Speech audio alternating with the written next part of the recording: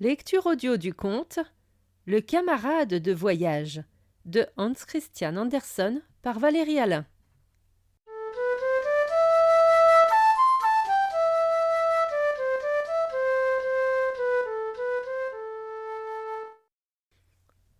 Le pauvre Johannes était tout triste, car son père était très malade et ne pouvait pas vivre. Il n'y avait personne que deux dans la petite chambre. La lampe sur la table était sur le point de s'éteindre, et c'était le soir, tard. « Tu as été un bon fils, Johannes, dit le père. Notre Seigneur t'aidera bien à faire ton chemin dans le monde. » Et il le regarda doucement avec gravité, respira profondément et mourut. On aurait dit qu'il dormait. Et Johannes pleura. Il n'avait plus personne au monde, ni père, ni mère, sœur ou frère. Pauvre Johannes. Il était agenouillé devant le lit et baisait la main de son père mort, et pleura des larmes amères. Mais ses yeux finirent par se fermer, et il s'endormit, la tête contre le dur bois de lit. Il eut alors un rêve singulier. Il vit le soleil et la lune lui faire un salut, et il vit son père revenu à la santé, et il l'entendit rire comme il riait toujours quand il était tout à fait content.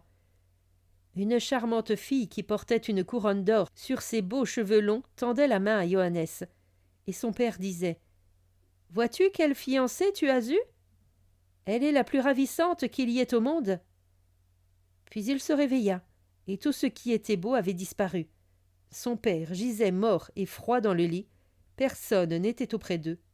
Pauvre Johannes. Le mort fut enterré la semaine suivante. Johannes marcha tout contre la bière. Il ne verrait jamais plus son bon père qu'il l'avait tant aimé. Il entendit que l'on jetait la terre sur la bière, en aperçut le dernier coin, mais à la pelletée de terre suivante qui fut jetée, ce coin aussi disparut. Alors il lui sembla que son cœur se brisait, tant il était désolé.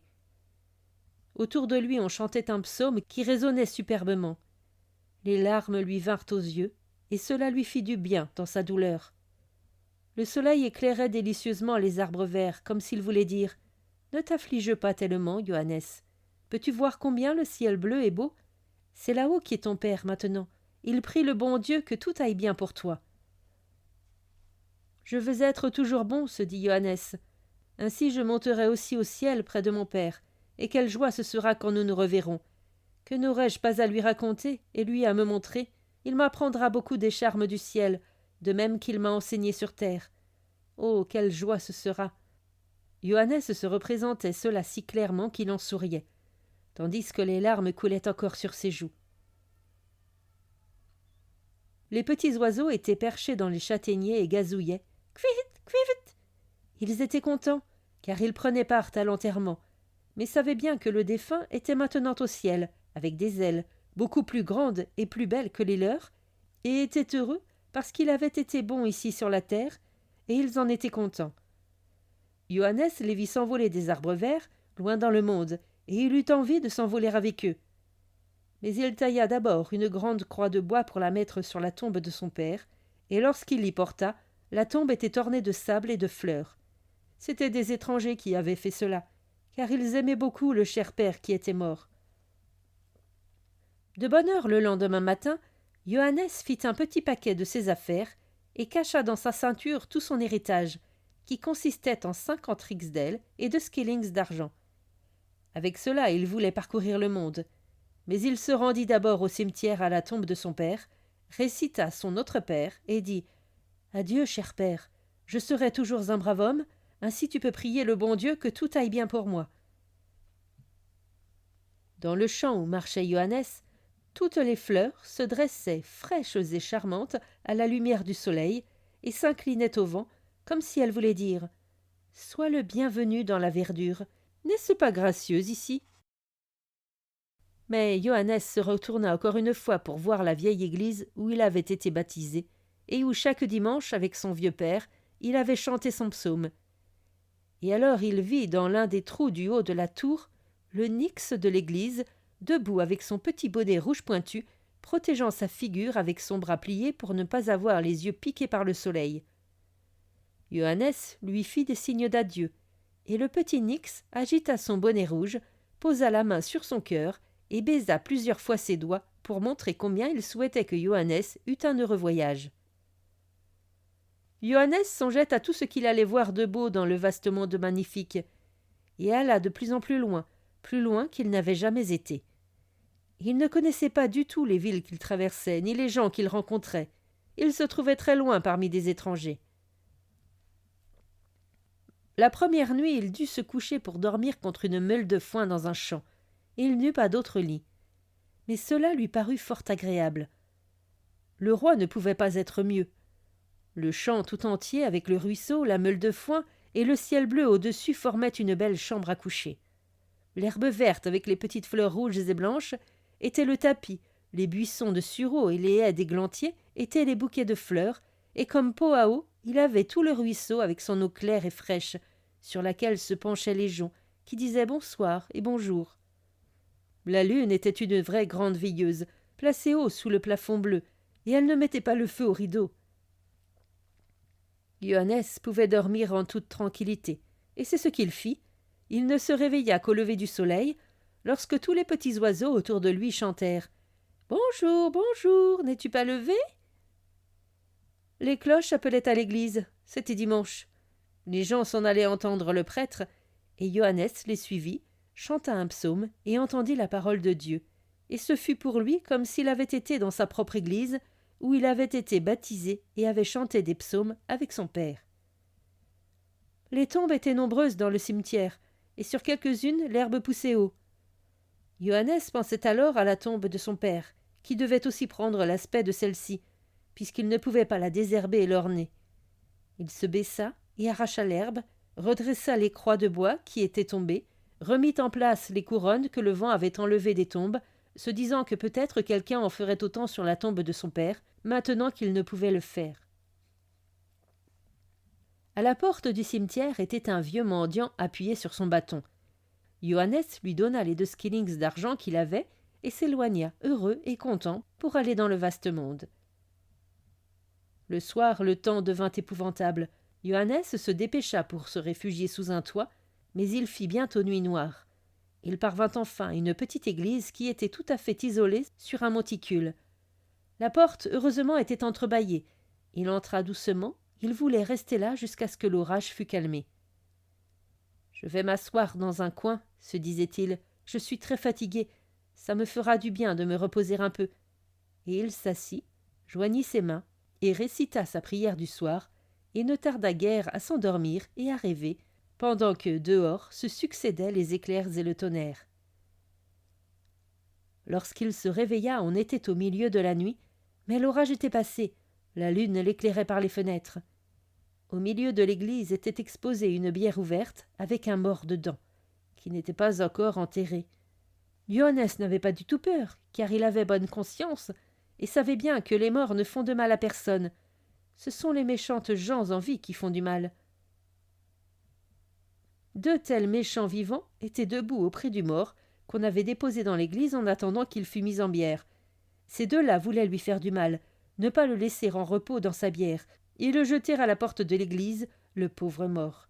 « Pourquoi voulez-vous faire cela ?» demanda Johannes. « C'est méchant et vilain, laissez-le tranquille, au nom de Jésus. »« Oh, zut !» dirent les 2 sales individus. « Il nous a frustrés, il nous doit de l'argent.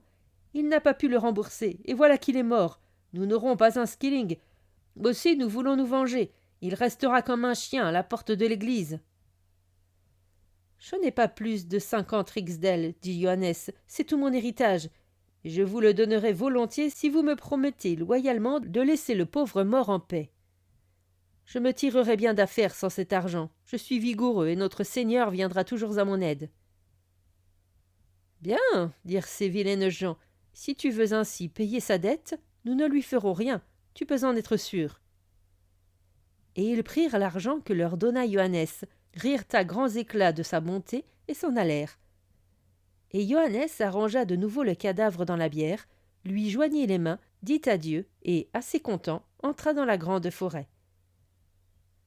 Ça et là où la lune pouvait luire à travers les arbres, il voyait les gentils petits elfes jouer gaiement. Il ne se dérangeait pas pour lui, car il savait qu'il était un brave homme inoffensif. Et ce ne sont que les méchantes gens qui ne peuvent pas voir les elfes. Quelques-uns d'entre eux n'étaient pas plus grands qu'un doigt, et avaient leurs longs cheveux dorés attachés par un peigne d'or.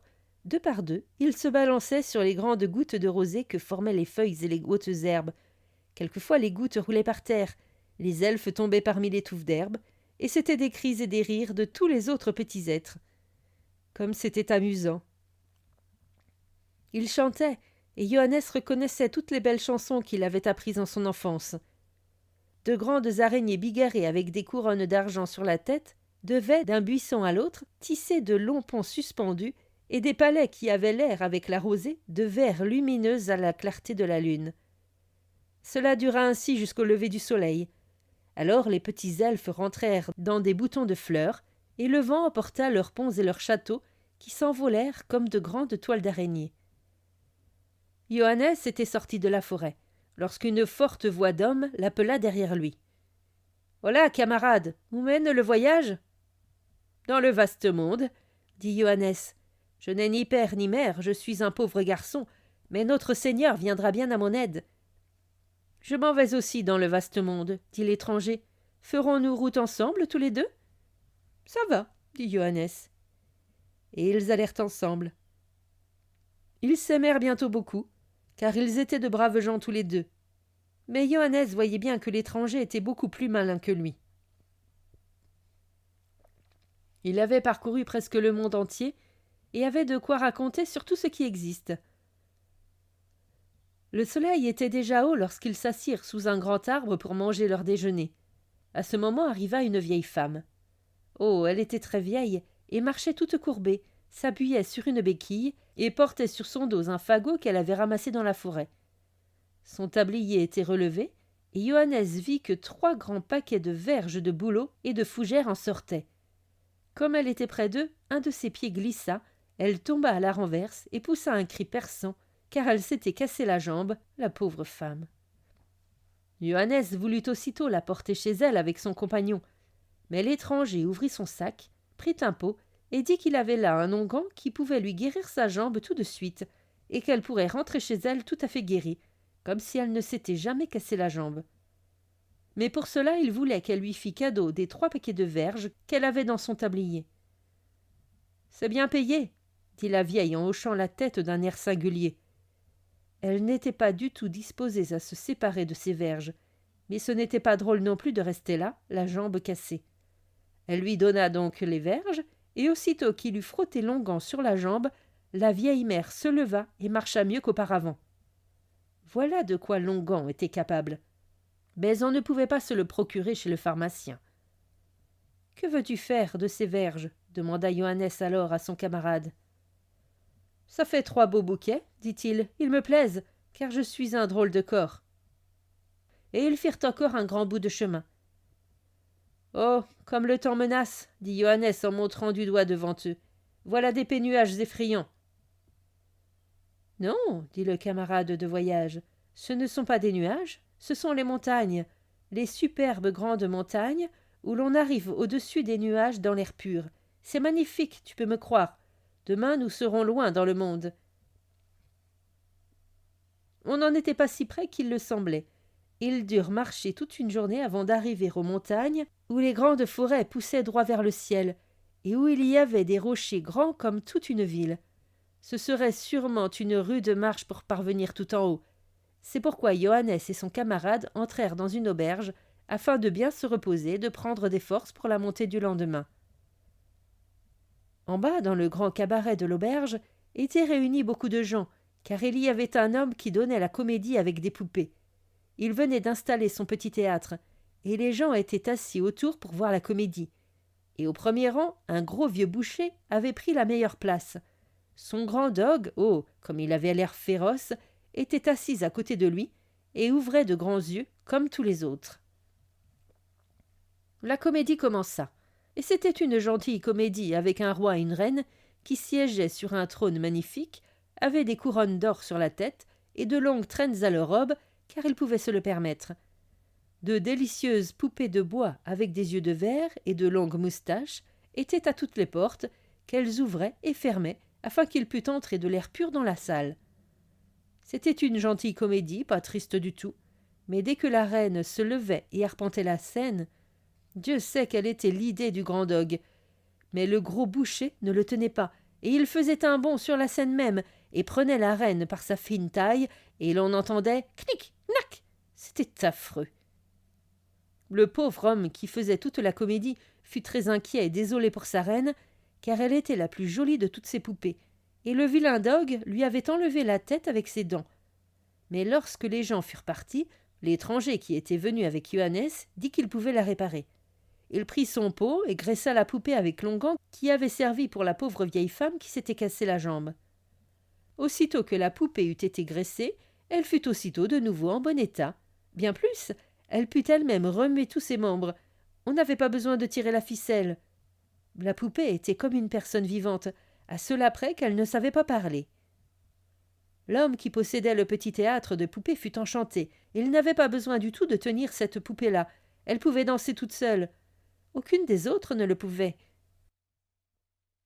Lorsqu'il fit nuit et que tous les gens de l'auberge furent au lit, quelqu'un se mit à pousser de si profonds soupirs et continua si longtemps que tout le monde se leva pour voir qui ce pouvait être.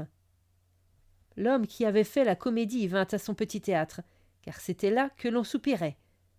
Toutes les poupées de bois gisaient, mêlées ensemble, le roi et les soldats, et c'étaient elles qui gémissaient si lamentablement et dardaient leurs grands yeux de verre, car elles auraient voulu être un peu graissées comme la reine, afin de pouvoir aussi se remuer par elles-mêmes.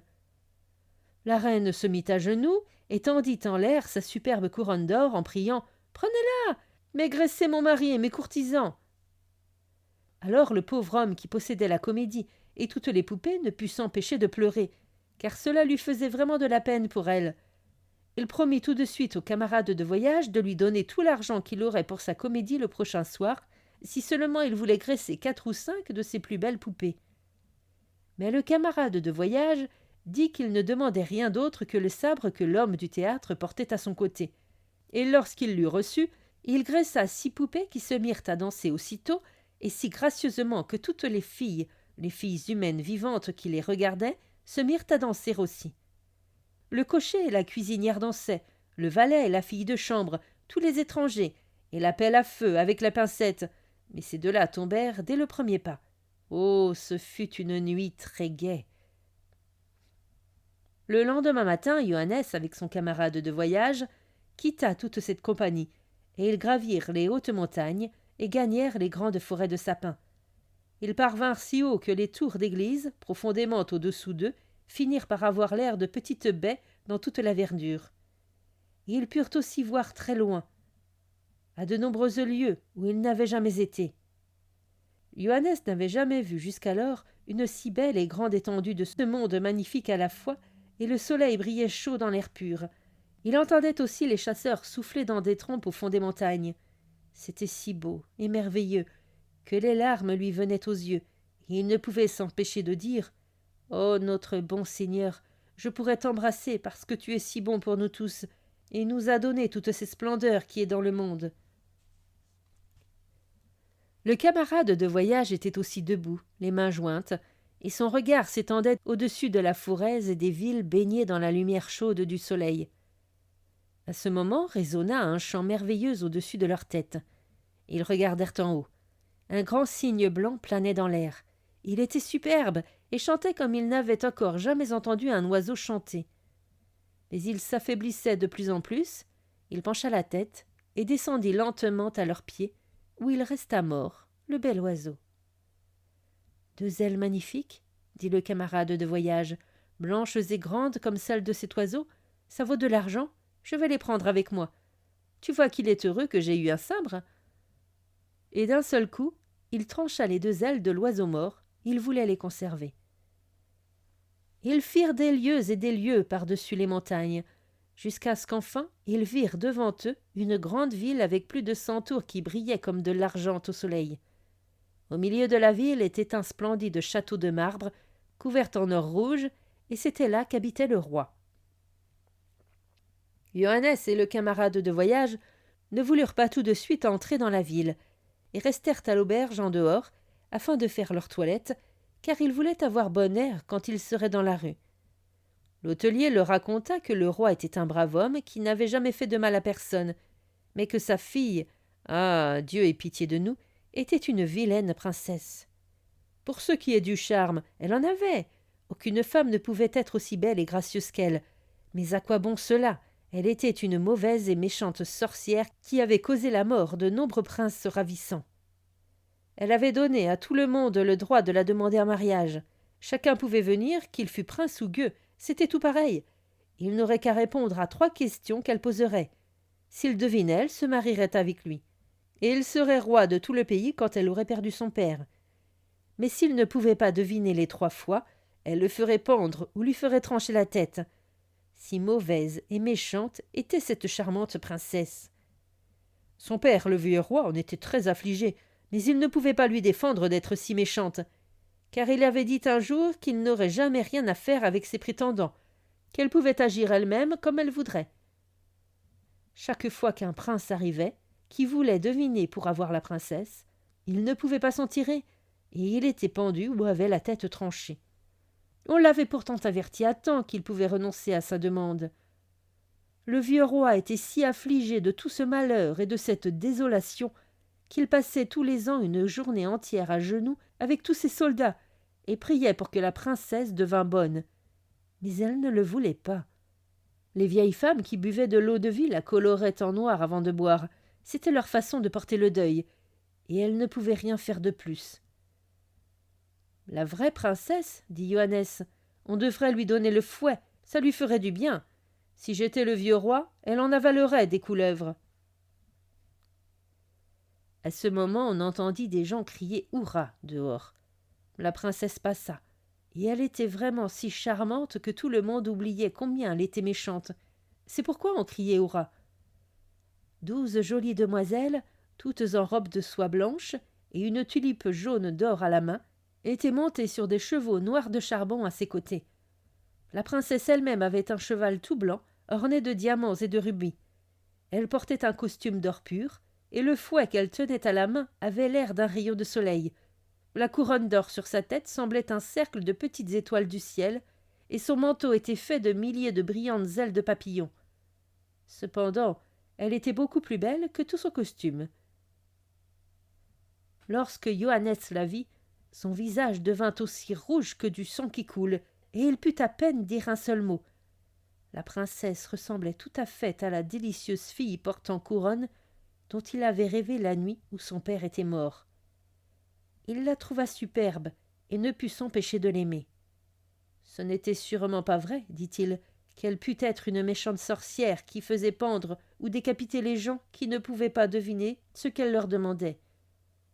Tout le monde a le droit de demander sa main, même le plus pauvre gueux. Je vais monter au château, car c'est plus fort que moi. Tous lui dirent qu'il ne fallait pas le faire, que certainement il en irait de lui comme de tous les autres. Le camarade de voyage le lui déconseilla aussi. Mais Johannes était persuadé que tout irait bien. Il cira ses souliers et brossa son habit, se lava la figure et les mains, peigna ses beaux cheveux blonds et s'en alla tout seul en ville et monta au château. « Entrez !» dit le vieux roi, lorsque Johannes eut frappé à sa porte. Johannes ouvrit, et le vieux roi, en robe de chambre et pantoufles brodées, vint à sa rencontre.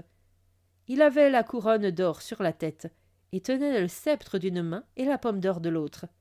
« Attendez un peu, dit-il, et il plaça la pomme sous son bras pour pouvoir tendre la main à Johannes. Mais aussitôt qu'il eut entendu que le visiteur était un prétendant, il se mit à pleurer, si bien que le sceptre et la pomme tombèrent par terre, et il dut s'essuyer les yeux avec sa robe de chambre. Pauvre vieux roi. « Renonce, dit-il, ça tournera mal pour toi, comme pour tous les autres. Tiens, tu n'as qu'à voir. » Et il conduisit Johannes dans le jardin d'agrément de la princesse, qui était épouvantable. À chaque arbre étaient pendus 3 ou 4 fils de rois qui avaient demandé la main de la princesse et n'avaient pas pu deviner la réponse aux questions qu'elle avait posées. À chaque souffle de vent, tous les os cliquetaient. Les petits oiseaux en étaient effrayés et n'osaient jamais venir dans ce jardin. Toutes les fleurs étaient soutenues avec des ossements humains, et dans tous les pots grimaçaient des têtes de mort. C'était vraiment un jardin pour une princesse. « Tu vois, dit le vieux roi, Il en sera de toi comme de tous les autres que tu vois ici. Renonce donc plutôt. Tu me rends vraiment malheureux, car cela m'affecte beaucoup. » Johannes baisa la main du bon vieux et dit que ça irait bien. Il aimait tant la charmante princesse. À ce moment, la princesse elle-même, avec toutes ses dames, entra dans la cour du château à cheval, et ils sortirent la saluer et lui dire bonjour. Elle fut charmante, donna la main à Johannes, et il en fut épris encore plus qu'auparavant. Elle ne pouvait certainement pas être une mauvaise, méchante sorcière, comme les gens le disaient. On se rendit dans la salle, et les petits pages présentèrent des bonbons et des noisettes de pain d'épices, mais le vieux roi était si affligé qu'il ne pouvait rien manger. D'ailleurs, les noisettes de pain d'épices étaient trop dures pour lui. Il fut alors décidé que Johannes reviendrait au château le lendemain matin, que les juges et tout le conseil seraient réunis et entendraient comment il parviendrait à deviner. S'il y parvenait, il aurait à se présenter encore 2 fois, mais il n'y avait encore jamais eu personne qui eût deviné la première fois, et ainsi tous avaient dû perdre la vie. Johannes n'était pas du tout inquiet de la façon dont ça irait. Il était content, ne pensait qu'à la charmante princesse, et croyait que le bon Dieu viendrait certainement à son aide. Mais comment? Il ne le savait pas du tout, et ne voulait même pas y songer.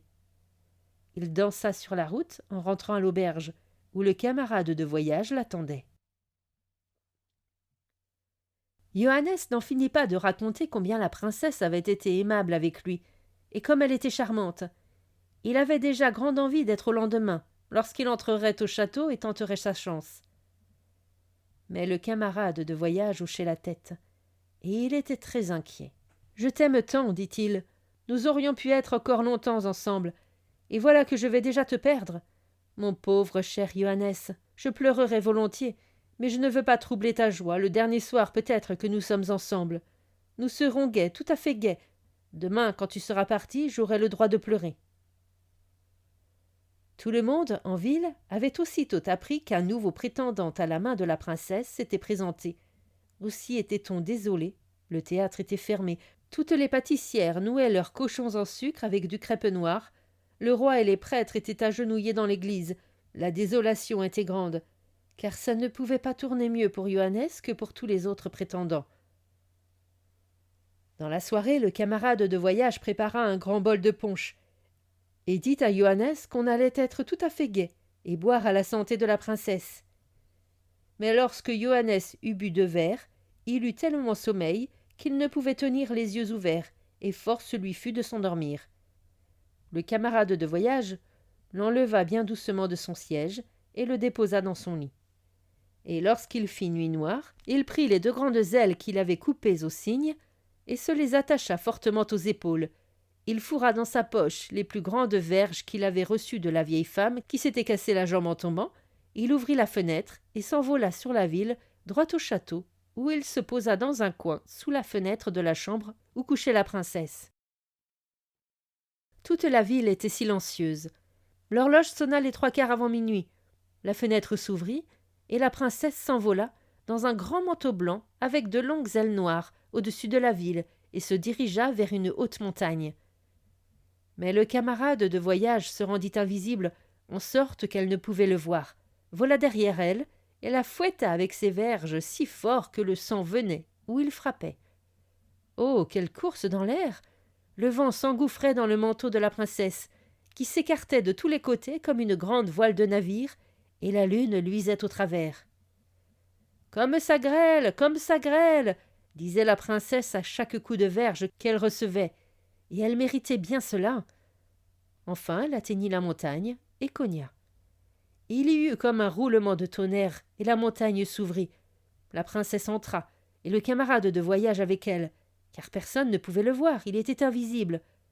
Ils parcoururent un long corridor dont les murs étincelaient étrangement. C'étaient des milliers d'araignées luisantes qui couraient sur la muraille et brillaient comme du feu.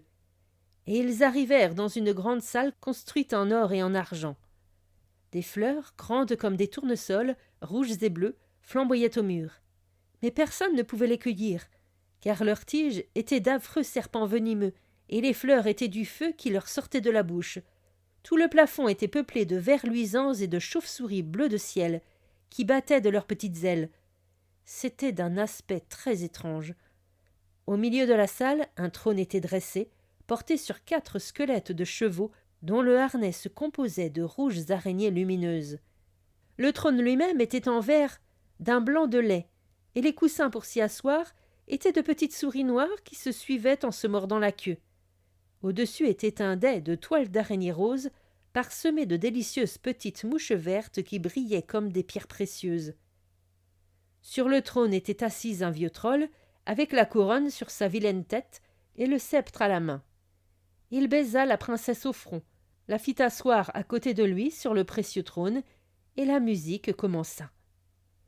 De grosses sauterelles noires jouèrent de la guimbarde, et le hibou se tapa sur le ventre, car il n'avait pas de tambour. C'était un drôle de concert. De petits nix noirs, avec un feu follet au bonnet, dansaient en rond dans la salle. Personne ne pouvait voir le camarade de voyage. Il s'était placé derrière le trône, tout contre, et il entendait et voyait tout. Les courtisans qui entrèrent alors étaient beaux et dignes, mais celui qui savait bien voir s'apercevait de ce qu'ils étaient au juste, des manches à balai surmontées de têtes de choux, que le troll avait animées par magie et qu'il avait pourvues de vêtements brodés. Mais cela n'avait pas d'importance. Il servait seulement à la parade. Lorsque l'on eut un peu dansé, la princesse raconta au troll qu'elle avait reçu un nouveau prétendant, et lui demanda à quoi elle allait penser pour le questionner le lendemain matin quand il viendrait au château. « Écoute, dit le troll, je vais te dire une chose. Tu prendras un objet très facile, car alors il n'y pensera pas. Pense à un de tes souliers. Il ne le devinera pas. Fais-lui couper la tête, mais n'oublie pas, la nuit prochaine, quand tu reviendras me trouver, de m'apporter ses yeux, car je veux les manger. » La princesse s'inclina profondément et dit qu'elle n'oublierait pas les yeux. Le troll ouvrit la montagne, et la princesse s'envola à nouveau, mais le camarade de voyage la suivit et la fouetta si fort avec sa verge qu'elle se plaignit bien haut de la grêle et se dépêcha tant qu'elle put de rentrer par la fenêtre dans sa chambre à coucher. Et le camarade de voyage retourna au volant à l'auberge, où Johannes dormait encore, détacha ses ailes et se mit aussi au lit, car il était bien fatigué. Il était de très bonne heure lorsque Johannes se réveilla. Le camarade de voyage se leva aussi, et raconta qu'il avait eu cette nuit un rêve singulier sur la princesse et son soulier. Et il le pria de demander à la princesse si elle n'avait pas pensé à son soulier, car c'était cela qu'il avait entendu dire dans la montagne par le troll. Mais il ne voulait pas parler à Johannes de cela, et le pria seulement de demander si elle n'avait pas pensé à son soulier. « Je peux aussi bien demander une chose qu'une autre, dit Johannes. Il est possible que ce soit juste, ce que tu as rêvé, car je crois toujours que notre Seigneur viendra m'aider. Mais je te dirai tout de même adieu, car si je devine mal, je ne te verrai plus. » Et ils s'embrassèrent, et Johannes entra dans la ville et monta au château. Toute la salle était pleine de gens. Les juges étaient assis dans leurs fauteuils et avaient des coussins de duvet sous la tête parce qu'ils n'avaient pas beaucoup à réfléchir. Le vieux roi se leva et s'essuya les yeux avec un mouchoir blanc. Et la princesse entra. Elle était encore beaucoup plus charmante que la veille et salua gracieusement tout le monde. Mais à Johannes, elle donna la main et dit « Bonjour, toi !» Et maintenant Johannes devait deviner à quoi elle avait pensé. Dieu, comme elle le regardait aimablement! Mais aussitôt qu'elle lui eut entendu prononcer le mot « soulier », elle fut toute pâle et trembla de tout son corps, car elle n'y pouvait rien. Il avait deviné juste. Tudieu, comme le vieux roi fut content! Il fit une culbute, il fallait voir ça, et tout le monde battit des mains pour lui et pour Johannes, qui avait deviné juste à la première question. Le camarade de voyage aussi fut heureux d'apprendre comme tout s'était bien passé, et Johannes joignit les mains et remercia le bon Dieu qui l'aiderait sûrement encore les 2 autres fois. Dès le lendemain, il faudrait deviner de nouveau.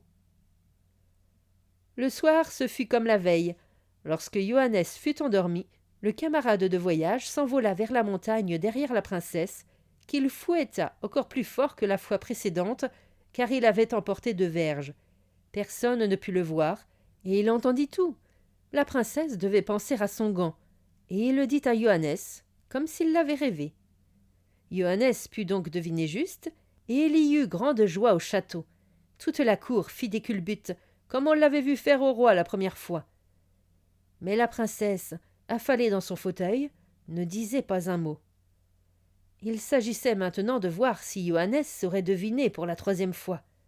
S'il réussissait, il aurait la charmante princesse, et il hériterait de tout le royaume après la mort du vieux roi. S'il devinait mal, il devait perdre la vie, et le troll mangerait ses beaux yeux bleus. Johannes se coucha de bonne heure. La veille de ce grand jour, il récita sa prière du soir et dormit très paisiblement. Mais le camarade de voyage fixa les ailes sur son dos, accrocha le sabre à son côté, emporta les 3 verges et vola au château. C'était une nuit noire. L'orage arrachait les tuiles des toits, et les arbres du jardin, où pendaient les squelettes, ployaient comme les joncs sous le vent. Les éclairs fulguraient à chaque instant, et le tonnerre roulait sans arrêt, comme d'un seul éclat qui aurait duré toute la nuit. Et la fenêtre s'ouvrit, et la princesse s'envola. Elle était pâle comme une morte, mais elle riait du mauvais temps, trouvait qu'il n'était pas encore assez violent. Son manteau blanc tournoyait dans l'air comme une grande voile de navire. Mais le camarade de voyage la fouettait si bien avec les 3 verges que les gouttes de sang tombaient sur la terre. Et c'est à peine si elle pouvait encore voler. Enfin, elle parvint à la montagne. « Il grêle et tempête, dit-elle. Jamais je ne suis sortie par un temps pareil. »« Il arrive que les bonnes choses viennent en excès, dit le troll. » Et elle raconta que Johannes avait deviné juste pour la 2e fois. S'il en faisait autant demain, il aurait gagné.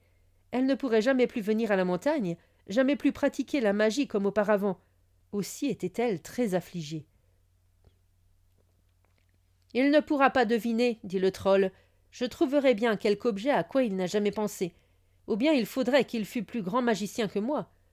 Mais pour le moment, soyons gais. » Et il prit les 2 mains de la princesse, et ils dansèrent en rond avec tous les petits nix et les feux follets qui étaient dans la salle. Les araignées rouges couraient aussi gaiement le long des murs, et les fleurs de feu semblaient étinceler. Le hibou battait son tambour, les grillons criaient, et les sauterelles noires jouaient de la guimbarde. C'était un joyeux bal. Lorsqu'ils eurent dansé assez longtemps, la princesse dut rentrer chez elle, sans quoi son absence pouvait être remarquée au château. Le troll dit qu'il allait l'accompagner. Ils seraient encore ensemble ce temps-là. Ils s'envolèrent à travers l'orage, et le camarade de voyage usa des 3 verges sur leur dos. Jamais le troll n'était sorti par un tel temps de grêle. Près du château, il dit adieu à la princesse et lui chuchota. « Pense à ma tête. » Mais le camarade de voyage l'entendit. Et au moment même où la princesse entrait dans sa chambre par la fenêtre et où le troll allait retourner dans sa montagne, il le saisit par sa longue barbe noire et lui trancha sa vilaine tête de troll au ras des épaules avec le sabre, si bien que le troll lui-même n'y vit rien. Le camarade de voyage jeta le corps à la mer pour les poissons, mais il plongea la tête dans l'eau et l'enveloppa dans son mouchoir de soie. Il l'emporta ensuite à l'auberge et se coucha pour dormir. Le lendemain matin, il donna le mouchoir à Johannes, mais lui dit de ne pas le dénouer avant que la princesse eût demandé à quoi elle avait pensé. Les gens étaient si nombreux dans la grande salle du château qu'ils se tenaient debout l'un contre l'autre comme des radis liés en bottes. Le conseil siégeait sur ses fauteuils aux molles coussins de tête, et le vieux roi portait un costume neuf. La couronne d'or et le sceptre avaient été fourbis. C'était très élégant. Mais la princesse était toute pâle. Elle avait mis une robe noire de charbon, comme si elle devait aller à un enterrement. « À quoi est-ce que j'ai pensé ?» dit-elle à Johannes. Et aussitôt il dénoua le mouchoir et fut lui-même tout effrayé lorsqu'il vit la vilaine tête de troll. Tout le monde frémit, car c'était horrible à voir. Mais la princesse resta comme une statue de pierre, et ne put dire un mot. Enfin elle se leva et tendit la main à Johannes, car il avait deviné juste. Elle ne leva pas les yeux, mais dit avec un profond soupir « Maintenant, tu es mon maître. Ce soir, nous nous marierons. »« Ah, je suis content, » dit le vieux roi, « et nous le ferons ainsi. » Tout le monde cria « Hurrah !» La garde parcourut les rues en jouant de la musique, les cloches sonnèrent, et les pâtissières enlevèrent le ruban de crêpe de leurs friandises, car désormais c'était la joie. 3 bœufs cuits tout entiers, remplis de poules et de canards, furent placés au milieu de la grande place.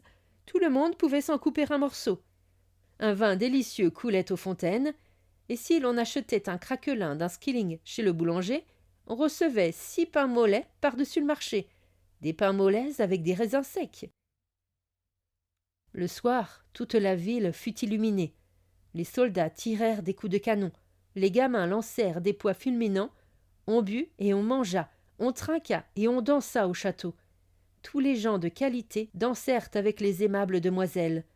On pouvait de loin les entendre chanter. On voit ici de belles filles qui ne demandent qu'à danser. Il leur faut la marche au tambour. Allons, tourne-toi, belle fille, tape des pieds et virevolte, jusqu'à en user tes semelles. Mais la princesse était encore une sorcière et n'aimait pas du tout Johannes. Le camarade de voyage y pensait. Aussi lui donna-t-il 3 plumes des ailes du cygne et un petit flacon avec des gouttes, et lui dit qu'il ferait mettre près du lit de la mariée une grande cuve remplie d'eau, et lorsque la princesse irait se mettre au lit, il la pousserait un peu, de façon à la faire tomber dans l'eau, où il la plongerait 3 fois, après y avoir d'abord jeté les 3 plumes et les gouttes, et qu'alors elle serait libérée de la magie et l'aimerait beaucoup. Johannes fit tout ce que les camarades de voyage lui avaient conseillé. La princesse cria très fort lorsqu'il la plongea sous l'eau, et se débattit entre ses mains sous la forme d'un grand cygne noir aux yeux étincelants. Lorsqu'elle sortit de l'eau pour la seconde fois, le cygne était blanc, à un seul cercle noir près, qu'elle avait autour du cou. Johannes pria pieusement notre Seigneur, et pour la 3e fois enfonça l'oiseau entièrement dans l'eau. Et au même instant le cygne devint la plus exquise princesse. Elle était encore plus belle qu'auparavant, et remercia Johannes avec des larmes dans les yeux, parce qu'il avait rompu son ensorcellement.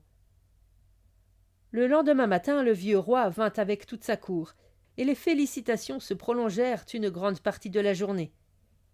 En tout dernier lieu arriva le camarade de voyage. Il avait son bâton à la main et son bissac sur le dos.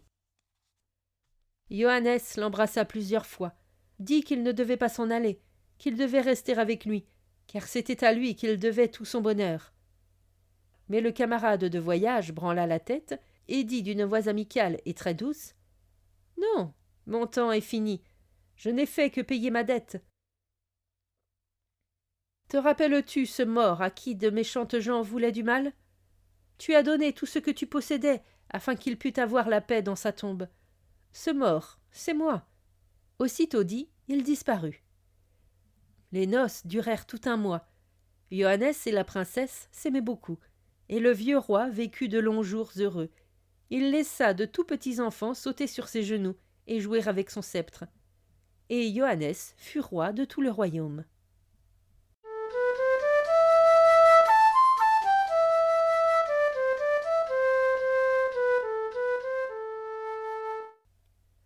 Fin de la lecture du conte Le camarade de voyage. Merci de votre écoute. Je vous rends vos oreilles. Cœur avec les doigts.